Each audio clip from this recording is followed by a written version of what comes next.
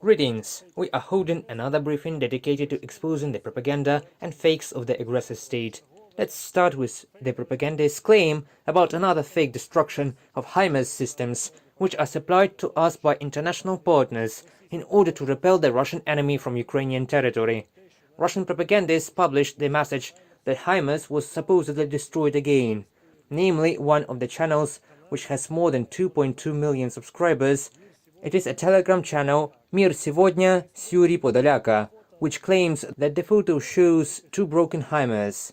In fact, this information is false, and the photo illustrations show an ordinary American military tractor, which has nothing to do with the HIMARS MLRS, but was used for other purposes. The most interesting thing is that this lie of the Russian propagandist, which sounded to an audience of many millions, was corrected by yet another Russian propagandist, Kots, who wrote in his Telegram channel, which has a much smaller number of subscribers, that the video and photo published are not HIMARS, but the M777 howitzer truck, which was apparently destroyed near Leshchenko, and there was nothing else in the shelter anymore, and he saw it with his own eyes almost 3 weeks ago. Meanwhile, Russia is trying to place responsibility on new and new states for the blatant acts of terrorism that was committed in Olenivka, where Ukrainian prisoners of war were destroyed. In their statements, the propagandists now place the responsibility for this, as they claim, not only on Ukraine but also on the United States, using the manipulative phrase that Ukraine allegedly agrees with America to strike with HIMARS, thus manipulating and claiming that it was Ukraine that struck, while also coordinating it with the United States. Of course, this statement is a lie and once again proves that the proverb, "the hat is on fire for thieves," is currently the most appropriate relation to the Russian ministry itself.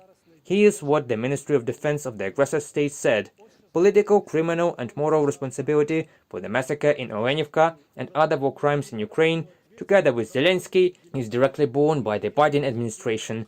This is stated in the false statement of the Ministry of Defense, which I repeat is trying to remove responsibility for the crimes in Olenivka, where Ukrainian prisoners of war were killed in violation of all the laws of war.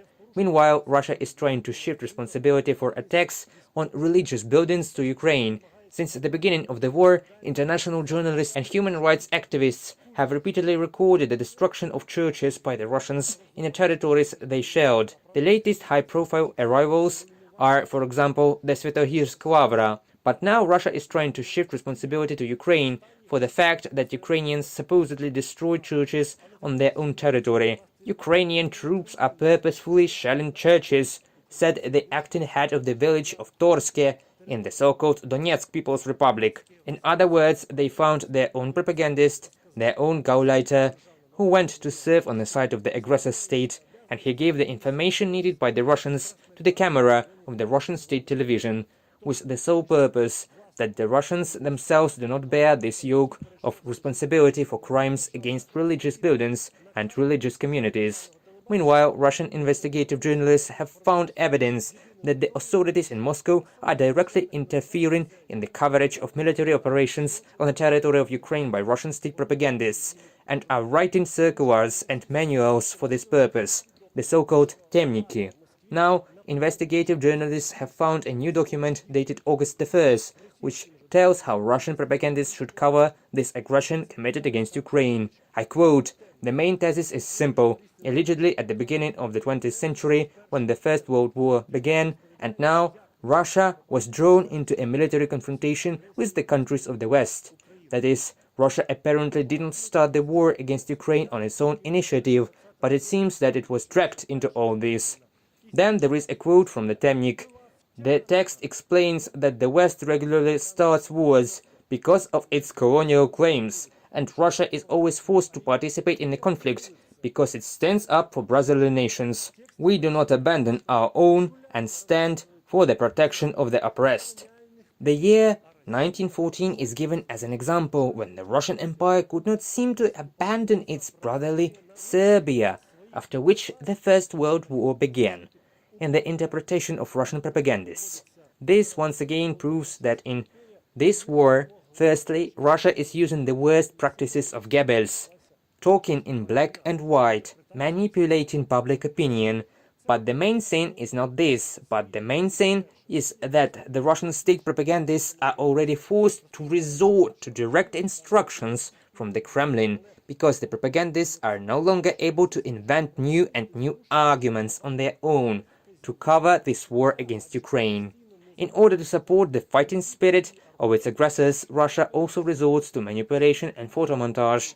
In particular, a photo appeared in the Russian media showing how the actor Georgy Boronov, together with the singer Serhiy Shnurov and the owner and founder of the Wagner military company Yevgeny Prigozhin, allegedly visited the so-called Luhansk People's Republic, the city of Stakhanov. But as the Russian journalists themselves found out, this same Russian actor Georgy Boronov is depicted with the same turn of the head as in the other photo. That is, his photo was simply cut out of another photo and painted onto another, which in turn raises doubts as to whether they even visited the territory of this occupied city, and did they participate in any events there. This proves that in order to maintain the fighting spirit of Russian mercenaries, their masters are forced to resort to outright falsifications, including with the participation of the head and founder of the Wagner organization, Prigozhin. And finally, let me draw attention to the manipulation not by the Russian state organization, but unfortunately by the international organization Amnesty International, which in its report tried to equate the Ukrainian army with the aggressor's troops. The statement by Amnesty International has nothing to do with the truth and fair coverage of the military conflict. It is an attempt to find an artificial balance that nullifies all efforts of other international organizations to call the things for themselves, and to show who in this war is the aggressor and who is defending. We hope that such statements from Amnesty International in future will not have a systemic nature, and the organization will try to understand more deeply how this war is going on, and who and how is forced to defend their territory, and who attacks innocent civilians, but as well prisoners of war, whose deaths in Olenivka was not reported by Amnesty International, and such activity is their direct mandate. This concludes this briefing. I traditionally call on all viewers to trust the Ukrainian mass media, the Ukrainian teleson, do not trust Russian propagandists, to believe in the armed forces of Ukraine and the Ukrainian political leadership. See you.